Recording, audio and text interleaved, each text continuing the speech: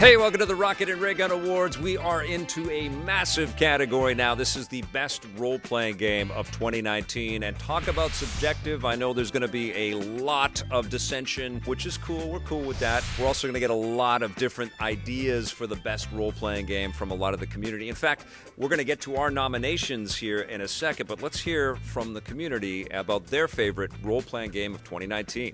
My favorite RPG of the year mimics last year's pick, because last year I picked Dragon Quest XI, and guess what I'm doing? I'm picking Dragon Quest XI again because it was introduced on the Nintendo Switch. It finally got the definitive edition, the S edition, and all the Switch players out there could finally play this game with an updated soundtrack and 2D overhead graphics, which are really, really great. That's something new to the game and something very unique to the Switch version. This game is a top-tier RPG, and you know me, I'm always going to preach Dragon Quest wherever I go, and I got to do it with this one as well, because you have to play Dragon Quest XI. Dragon Quest XI's Definitive Edition is my pick for Best RPG of 2019. The character animations look amazing, and there's a massive world to explore in it. The Best RPG is a throwback to my childhood in Table of Tales. It's a VR title, and you basically play a Dungeons and Dragons type game on a table in front of you that constantly changes, and it's so hard to describe, but basically the world is created at one side of the table and destroyed at the other, and the world progresses like that.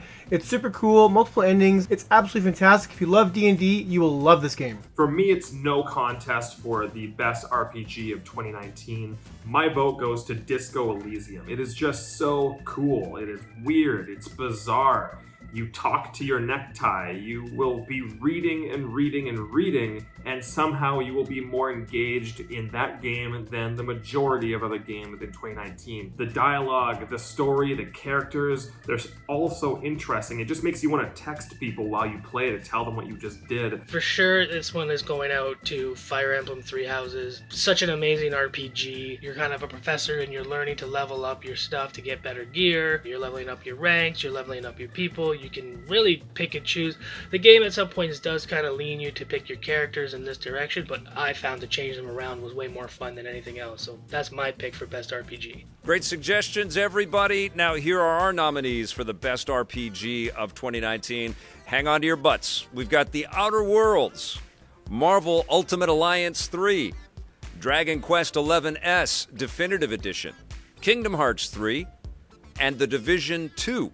All right, so the easy win here, the one that I think placates a huge chunk of the audience out there, although I quibbled and went back and forth on this because I didn't put The Witcher 3 into this list, but there's something incredibly special about Dragon Quest XI's Definitive Edition. You may see it pop up in a couple of other categories in a significant way, and it's an amazing achievement on Nintendo Switch. But of course, it's based on a 2017 game, and as wonderful and beautiful as it isn't a complete fresh experience on 2019, although so much has been added to this cartridge that it completely earns that Definitive Edition subtitle there. It's an amazing pickup. It's one of the best, if not the best games you can pick up for Nintendo Switch. I came very close with The Outer Worlds, picking that one because it's a brand new game and conceivably a brand new beginning for an epic franchise that Obsidian is going to make for us and continue to make for us now that they're owned by Microsoft, and this is, for all intents and purposes, a Microsoft franchise. I expect that we're going to see a lot from The Outer Worlds. I mean, they gave us planets to explore.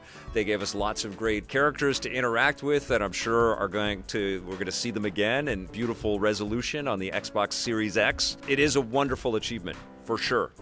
It's not my favorite role-playing game of the year. Some comfort food came out this year with Marvel Ultimate Alliance 3 on Nintendo Switch. It's a Switch exclusive, and it's not breaking down any doors in originality. It is definitely a safe return to form with the Marvel Ultimate Alliance franchise, and it doesn't really look that much better than the previous couple of Marvel Ultimate Alliance games, but it's crazy fun. It's just a ridiculously enjoyable game to play. It's fun to make up your own teams, and based on whether they're X-Men or Avengers. It is fun to see the combos that all of these characters pull off together and the mix and match kind of qualities of them, and replaying sections over and over again so that you can level boost all of your characters and unlock all kinds of secret abilities. And then there's tons of characters that keep getting added to the game. It is massive, and if you're a superhero maniac like myself, you are in heaven when you play it, and the hours just disappear, and you sit there blissfully unaware that you have forgotten to eat or do the dishes